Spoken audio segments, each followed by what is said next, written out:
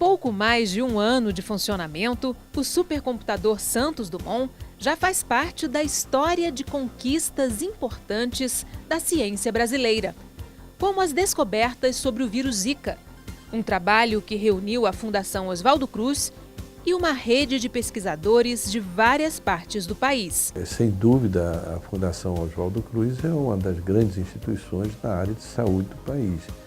E quando, por exemplo, ocorreu todo esse processo do Zika, né, de toda essa questão aí do vírus do Zika, que teve um impacto enorme sobre todos nós, sobre o mundo inteiro, né, houve um esforço muito grande de toda a comunidade brasileira, entre elas a Fiocruz, para verificar a estrutura do vírus do Zika, quer dizer, o que ele representa, como é que ele se comporta, qual é a estrutura genética dele e das estruturas dos fármacos ou do que pode ser sintetizado para fazer a cura dessa doença. E a Fiocruz, junto com outras instituições brasileiras, ela iniciou vários processos de pesquisa nisso de uma forma muito bem sucedida. O Brasil demonstrou a sua capacidade de desenvolvimento e de pesquisa no caso emergencial que ocorreu, que foi no caso do Zika.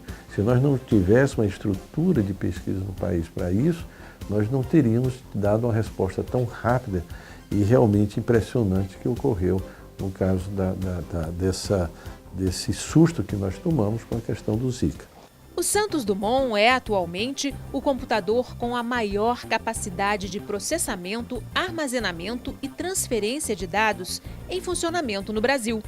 A máquina realiza 1 quatrilhão de operações de ponto flutuante por segundo, 1,1 petaflops na linguagem da computação. Condição que garante velocidade de cálculo e capacidade de lidar com imensos bancos de dados.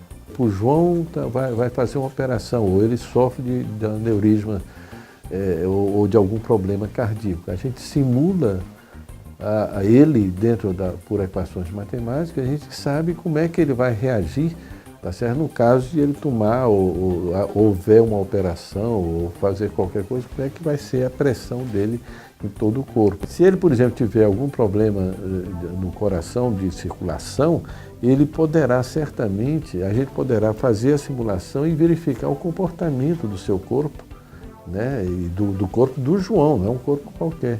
O corpo do João que tem aquele tipo de características dele dentro da simulação computacional. E aí você pergunta, mas como é que você simula? Você abre o corpo e tira foto? Não, nada disso.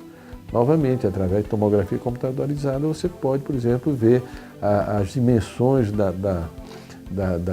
todas as veias e todas as artérias, e você pode verificar o tamanho do coração dele, as estruturas todas orgânicas dele, e com isso você pode fazer a simulação matemática virtual do João. E com isso estudar o João Você não precisa ficar injetando coisas neles ou fazendo coisas para verificar se ele vai melhorar ou piorar. Você pode fazer, em princípio, isso dentro de uma simulação computacional.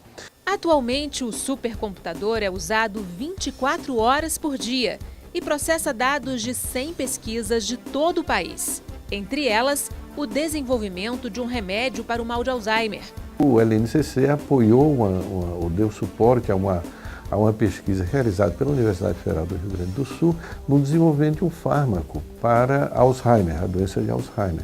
Então eles estavam há algum tempo tentando fazer a síntese desse fármaco e sem o auxílio de uma modelagem matemática, de uma simulação no supercomputador, esse era um processo extremamente oneroso e difícil de ser feito, porque você tem que fazer tentativas e erros uma quantidade muito grande. E o computador, ao fazer simulação dessa estrutura, ele pode brincar, fazer uma quantidade muito grande de alternativas, e com isso ele chega rapidamente ao que é a estrutura mais adequada ou que venha a satisfazer aquele tipo de propriedade.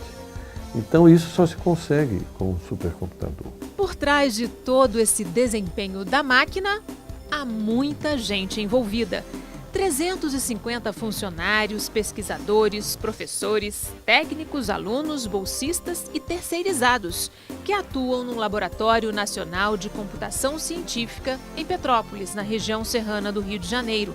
São eles que criam os algoritmos e trabalham nas modelagens, que garantem o sucesso das pesquisas. O LNCC é uma instituição que desenvolve metodologias matemático-computacionais exatamente para fazer esse tipo de análise, esse tipo de estudo em várias áreas. E por isso é uma instituição multidisciplinar. O LNCC não é feito só de engenheiros, ele tem engenheiros, biólogos, tem matemáticos, tem pessoal da área de computação, tem vários profissionais de vários tipos. E o tipo de problema que nós tratamos são problemas que ocorrem em quase todas as áreas da ciência.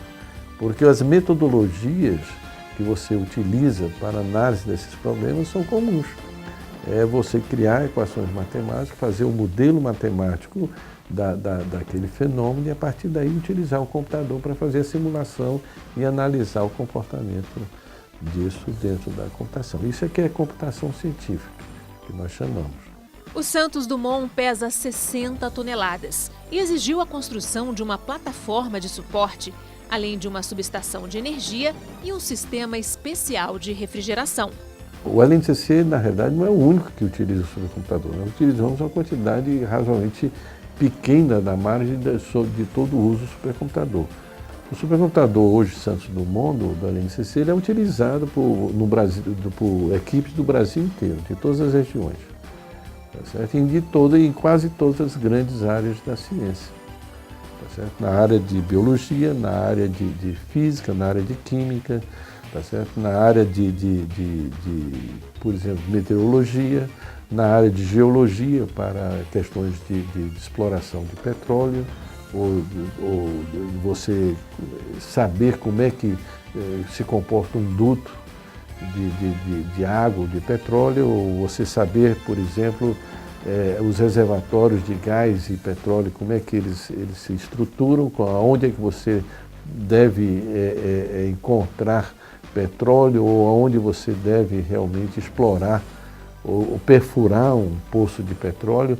Tudo isso com a simulação que você tem do reservatório que tem no subsolo, você consegue realmente ter uma melhor aproveitamento da exploração dessa reserva. Como é que nós sabemos como é que o reservatório ocorre? Através de simulações de explosões que você faz na superfície da Terra e através do reflexo das explosões você pode reconstruir, assim como ocorre na tomografia computadorizada, você reconstrói o interior do seu corpo humano sem ter que abrir o corpo humano. Também nós fazemos isso com a Terra, né? A gente manda os sinais para dentro e os reflexos nos dizem como é que é a estrutura interna desses reservatórios.